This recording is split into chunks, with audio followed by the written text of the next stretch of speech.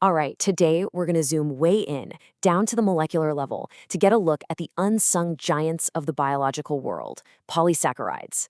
Now, these are the massive molecules that literally build and power life as we know it, everything from the crunch of a potato to the incredible strength of a towering tree. So let's get into it. And to get us started, I want you to think about this question for a second. What could a starchy potato, the solid wood of a tree, and the very fluid that lubricates your joints, what could they possibly have in common? Well, the answer is the exact same class of molecule, just put together in some brilliantly different ways. And that answer is, of course, polysaccharides. You might also hear them called glycans, same thing. So what are they? At their core, they're just polymers, which is a fancy way of saying long, repeating chains, and they're built from individual units of simple sugar. Think of them as nature's masterworks of molecular Legos. To really get how they're built, just think about bricks and buildings. The basic unit, right, the single brick, is a monosaccharide like glucose. You can't break that down any further. Now, if you stick two of those bricks together, you get a disaccharide. But when you link more than 10, and we're often talking thousands, of these bricks together, you construct a massive polysaccharide. You've gone from a brick to a whole building. So what are these molecular buildings actually used for? Well, their first huge job is energy storage. And for this, nature often turns to what are called homopolysaccharides, which are just long chains made from one single type of sugar brick, repeated over and over and over again.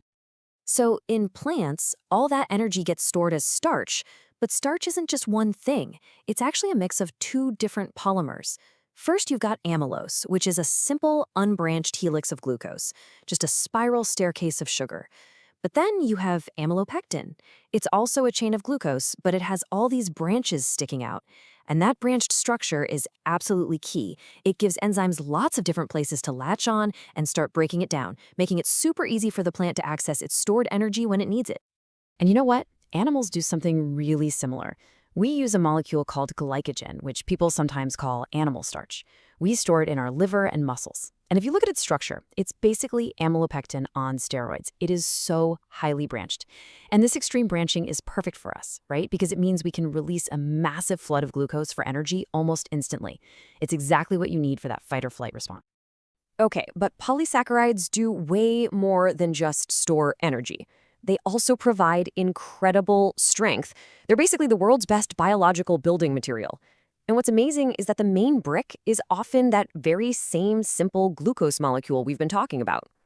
And this brings us to cellulose. As our source material puts it, cellulose is a polymer of glucose, but it's incredibly tough. It just doesn't break down easily. And that resilience, that's what gives plant cell walls their stiffness and what makes wood one of the strongest materials on the planet. So here's the crucial question.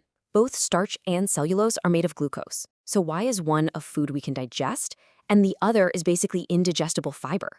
The whole secret is in one tiny detail, the chemical bond that links the glucose units together. See, starch uses something called an alpha linkage, which gives it a helical or branched shape our enzymes can easily attack. But cellulose, it uses a beta linkage. And this tiny little flip in the connection creates a perfectly straight, rigid chain. These straight chains can then pack together, side by side, like steel rods, forming these incredibly strong fibers. It's amazing. A tiny change in chemistry creates a world of difference in function. But nature's molecular toolkit doesn't stop there. Beyond simple energy and structure, you have the special agents, the heteropolysaccharides. Now, these are built from different types of sugar units and their derivatives, which allows them to perform some seriously specialized tasks in the body.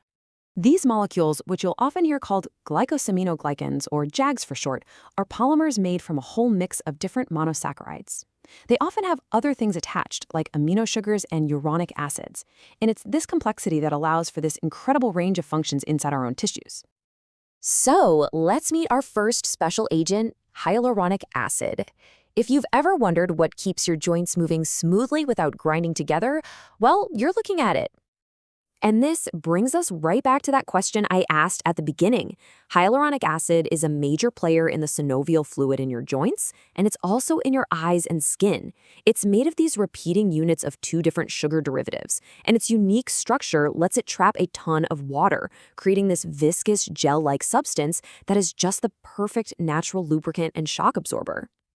Okay, Next up, let's look at another gig with a completely different but equally vital mission: heparin.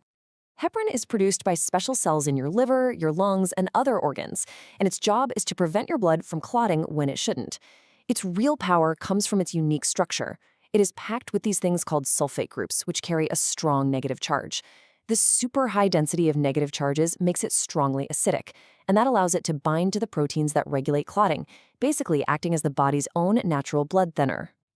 So, as we wrap up this explainer, let's just bring it all back together. The one theme that we see over and over and over again is that in the world of polysaccharides, shape is absolutely everything. Really, the key takeaway is right here: structure dictates function. By arranging the same simple sugar bricks in different ways, nature gets these wildly different outcomes. You make branch chains and you get an easy access energy bank. You make straight rigid chains and you build powerful structural supports. And when you make complex charge chains, you get these highly specialized molecular tools for things like lubrication and anticoagulation. It's really a stunning example of molecular efficiency, isn't it? From just a handful of simple building blocks, nature constructs this incredible diversity of materials that literally form the foundation of life. One simple sugar, but in the hands of evolution, it creates endless configurations, and with that, truly endless possibilities.